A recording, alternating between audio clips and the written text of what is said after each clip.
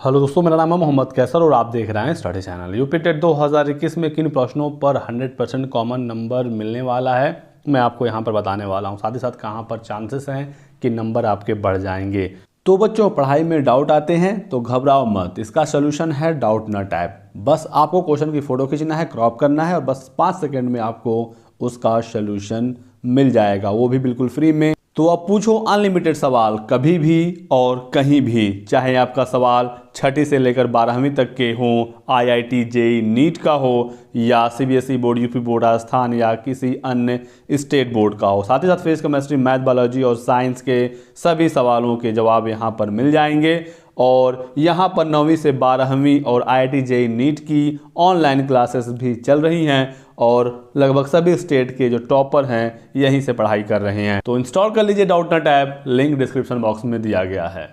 तो दोस्तों, आप देख सकते हैं इस बार बहुत सारे ऐसे सवाल हैं जो विवादित हैं। 2017 का ही पेपर दोबारा से पूछ दिया गया कुछ और नए सवालों को जोड़कर। और 2017 में 14 ऐसे प्रश्न थे जो हाईकोर्ट में गए थे। हाईकोर्ट ने 14 प्रश्नों को संज्ञान में लिया था और वो सभी के सभी सवाल इस बार भी पूछे गए हैं। तो आँख की किरकिरी होना जो सवाल आया था हिंदी में, इस पर फिर से दोस्तों 2 ऑप्शन सही होने वाले हैं, क्योंकि पिछली बार भी 2017 में कोर्ट ने इसके 2 उत्तरों को सही माना था। तो अप्रिय लगना और कष्टदायक होना दोनों उत्तर सही होने वाले हैं। पर्यावरण की बात करें तो घास भूमि क्षेत्र के परितंत्र में खाद्य श्रृंखला का सबसे उच्च उपभोक्ता कौन होता है? पीएनपी ने इसका आंसर पिछली बार मांसाहारी माना था, लेकिन कोर्ट ने जीवाणु भी माना था। तो ये दोनों ऑप्शन यहाँ पर सही होंगे।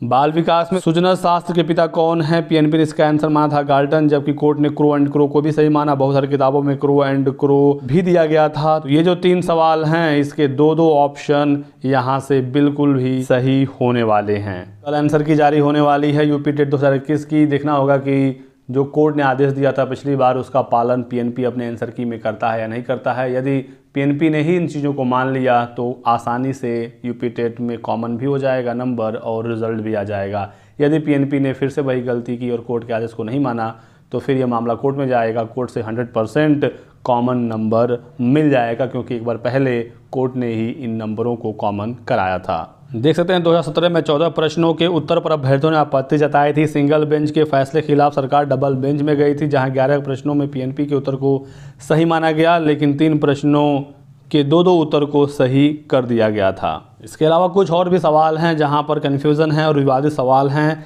जैसे कि ये सवाल देख सकते हैं आया हुआ था, ग्रंथियों के आधार पर व्यक्तित्व के विभिन्न प्रकारों की चर्चा किसने की थी? यहाँ पर दोस्तों एक्सप्लेनेशन आप इसका देख सकते हैं। व्यक्तित्व के विभिन्न प्रकारों की चर्चा अलग अलग मनोवैज्ञानिकों ने विभिन्न मतों के आधार पर किया है। जहां कैनन ने ग्रंथियों के आधार पर विभिन्न प्रकार की चर्चा की, वहीं क्रैशमर ने शारीरिक आधार पर व्यक्तित्व के विभिन्न प्रकारों की चर्चा की। संभवतः इसी आधार पर उत्तर प्रदेश माध्यमिक शिक्षा परिषद ने अपना उत्तर सी से परिवर्तित करके इसमें स्टार लगा दिया था, यानी सबको कॉमन कर दिया था। तो यहाँ पर भी एक कॉमन नंबर सबको मिलने की उम्मीद है। फिर ये सवाल आया था, निम्नलिखित में से किस देश में हिंदी भाषा का प्रयोग लिखने एवं बोलने के लिए किया जाता है? तो बहुत सारे छात्रों ने इसका आंसर मॉरिशस ही लगाया है और मॉरिशस ही इसका भी आंसर पीएनपी देने वाला है। लेकिन यहाँ पर लिखने और बोलने की बात कही गई थी कि लिखने और बोलने में हिंदी का प्रयोग किस देश में किया जाता है, तो यहाँ पर इसका एक आंसर पाकिस्तान भी हो सकता है, क्योंकि हिंदी पाकिस्तान में भी लिखी और बोली जाती है। कोई ऑफिशियल लैंग्वेज या इस तरह का सवाल यहाँ पर नहीं पूछा गया था। बाकी देखना होगा इसमें क्या होता है। इसके अलावा भी कुछ और सवाल हैं जहां पर कन्फ्यूज़न है और उसके लिए मैं अलग से एक वीडियो बनाऊंगा। पहले देख लेते हैं कि पीएनपी अपने आंसर की में क्या चीज़ें देने वाला है। देखिए, ये पुराना न्यूज़पेपर की कटिंग है। 2 माह में नतीजा जारी करने का आदेश। सिंगल बेंच ने 14 प्रश्नों को हटा दिया था और कहा था कि आप इसके बिना रिजल्ट तैयार करिए, लेकिन इसके खिलाफ सरकार ने विशेष अपील की। खंडपीठ ने इसे मंजूर करते हुए 14 में से 3 प्रश्नों के ही आंसर को फाइनली कॉमन किया था और बाकी पीएनपी के आंसर को ही सही कर दिया गया था। तो 14 विवादित प्रश्न फिर से हैं। देखना होगा इस बार कितने पर कॉमन होता है। लेकिन दोस्तों 3 से 4 नंबर आराम से बढ़ने की उम्मीदें हैं।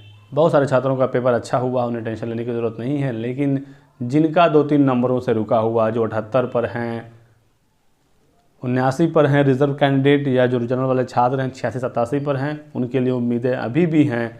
क्योंकि जब पिछली बार बढ़ा था तो इस बार भी नंबर ज़रूर बढ़ेगा। तो ये था दोस्तों आज की वीडियो में इंपॉर्टेंट अपडेट। वीडियो को लाइक और शेयर कर दीजिएगा, चैनल को सब्सक्राइब करके बेल आइकन दबा लीजिए ताकि आपको इसी तरह की सभी लेटेस्ट और ऑथेंटिक इन्फॉर्मेशन मिलती रहे। Thanks for watching.